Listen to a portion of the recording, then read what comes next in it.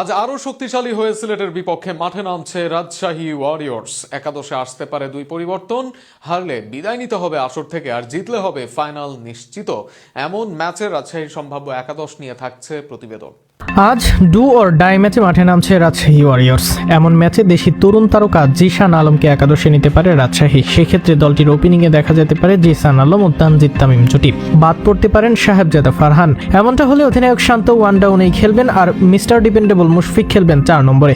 5 নম্বরে গত ম্যাচের নায়ক আকবর আলী থাকছেন একাদশে, আর 6 নম্বরে খেলবেন রায়ান বার্ল। এদিকে দেশি পেসার তানজিম সাকিব সুস্থ হলে তিনি খেলবেন সাথে, পাক বোলার জহির খেলবেন একাদশে। দলটির বোলিং অস্ত্র হবেন রিপন মন্ডল ও সাকলাইনও। তবে যে কোনো এক পেসারকে বাদ দিয়ে নেপালের স্টার সন্দীপ লামিচানেকে একাদশে নেওয়া হতে পারে বুদ্ধিদীপ্ত সিদ্ধান্ত, কেননা মিরপুরের মাঠে ব্যবধান করে দিতে পারেন তিনি।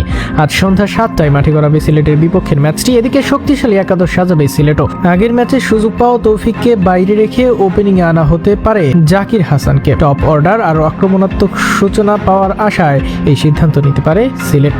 জাকিরের সঙ্গে ইনিংস শুরু করতে পারেন পারভেজ হোসেন ইমন, যিনি পুরো টুর্নামেন্ট জুড়েই ধারাবাহিক ব্যাটিংয়ে রান করে যাচ্ছেন। 3 নম্বরে থাকছেন ইংলিশ ব্যাটার স্যাম বিলিংস।